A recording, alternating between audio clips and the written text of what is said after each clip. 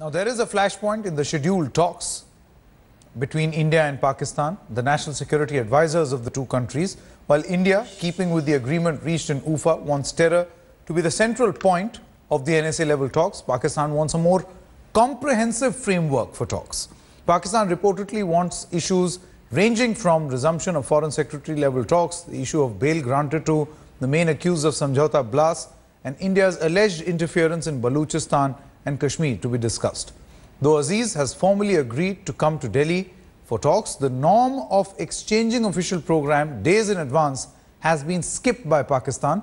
The unusual delay in providing itinerary, as also Pakistan's insistence on widening the scope of the NSA level talks, is being seen as Pakistan's discomfort over the terror-only format of the NSA level talks and wants to wriggle out of it.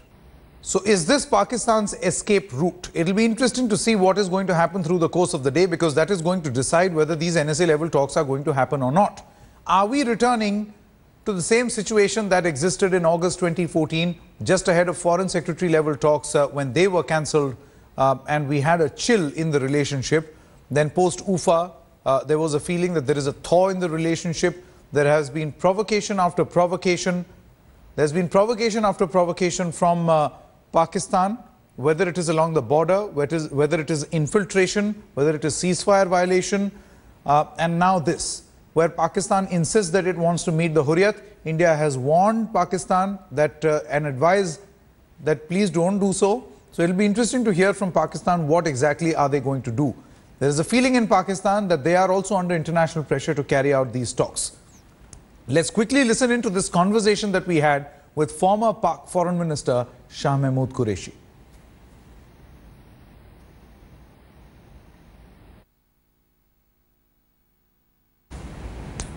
All right, joining us on the phone line right now is former Pakistan Foreign Minister, Mr. S.M. Qureshi. Mr. Qureshi, thanks very much for speaking to India today. Would you not agree, sir, that this is provocation from Pakistan's side and also going back on a promise made in UFA? Not at all. You see, you have to understand that Pakistan and India both are of the view that our bilateral issues, outstanding issues, have to be resolved through bilateral negotiations. And the only sensible way forward is a negotiated political settlement. I think there is consensus on that. Having said that, there was a break in the negotiations and the composite dialogue was suspended. Now, for a meaningful way forward, we need to engage. The meeting in UFA was a step forward. The two prime ministers met and they agreed that we should sit and discuss our issues. Now, in Pakistan, there is disappointment that the agenda was restricted. It was restricted due to domestic political compulsions of the Indian Prime Minister. Yet, Pakistan responded positively and agreed that the two NSAs should meet in Delhi. Now, imposing such restrictions that the advisor on foreign affairs, if he goes to Delhi, he will not meet the Hurriyat leadership, I think is uncalled for. It is not justified. And this has been a regular interaction. Whenever foreign ministers have visited Delhi, they have visited them, they've met with them to understand their point of view. And such restrictions would be counterproductive. Mr.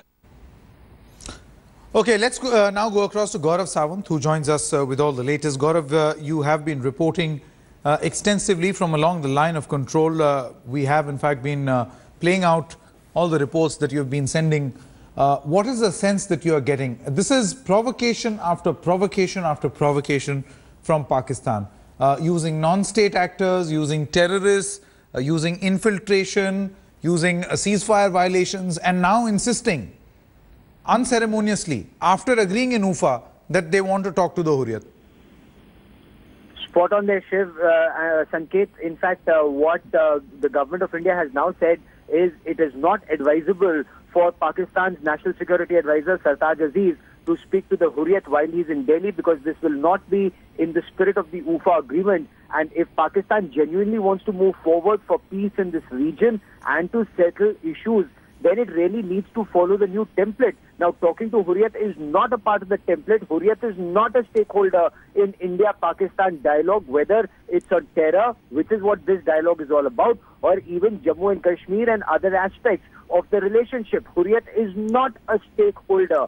This is, as you very rightly pointed out, Sanket, this is nothing else but Pakistan's provocations. Pakistan does not want to talk peace. In fact, their most powerful element that runs the Pakistan state, which is the Pakistan army and the deep state, they do not want peace. They do not want these talks to move forward. And that is why, whether it's provocation at the line of control, the international border, terror, or now insisting on talking to the Hurriyat, they're doing everything to derail talks. But Pakistan does not have the guts, Sanket, to cancel talks on its own. That is why it's trying to ensure that India blinks first and India calls off talks, which India, from what my sources tell me, insists that we will produce evidence of Pakistan-sponsored terror in these talks on the 23rd and 24th, Sanket. Absolutely. Absolutely, Gaurav Sawant. So it'll be interesting to see what Pakistan's position is going to be, particularly on that advice that has been given by India to not meet the Hurriyat.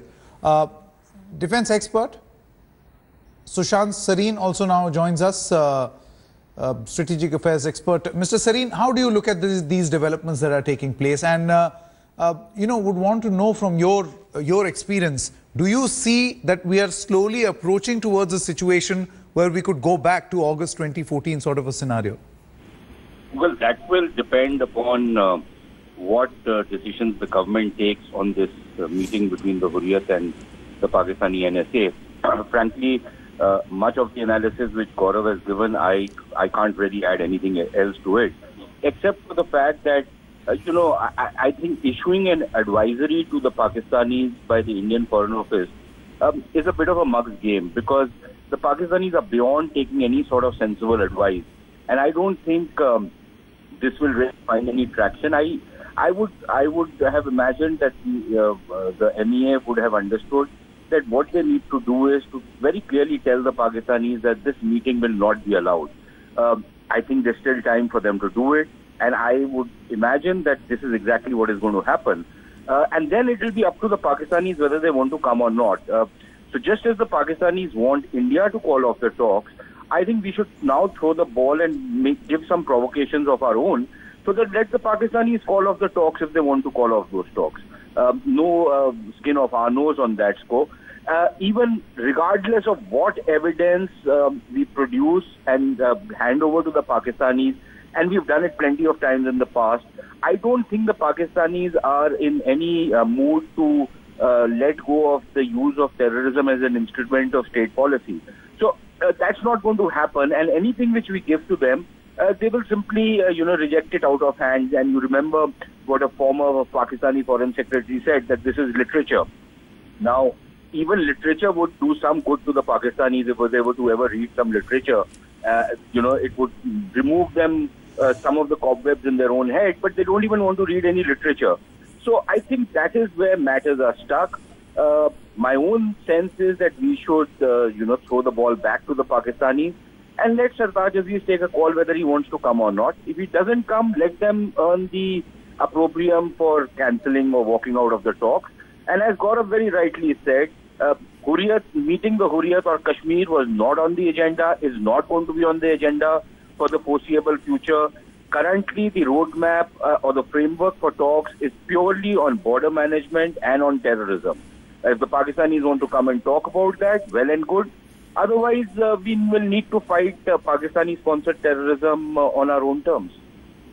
Absolutely. Mr. Sareen, many thanks for joining us with that perspective. Let's go across to Shuja at this moment. Now, Shuja, this is a direct message that India seems to have given to Pakistan that, engaging with a Hurriyat is something that they should not do, because that is something which was unacceptable, which was not even discussed in UFA. And why not? Because when governments talk, they talk to one another. They don't talk to a third party, whatever the precedents may be. Well, Sanket, by all of these, one thing is pretty clear, that there are clouds of complications over these NSA level talks. By talking to Hurriyat or not talking to Hurriyat, perhaps wouldn't have mattered much, because as we were pointing out, these are NSA level talks.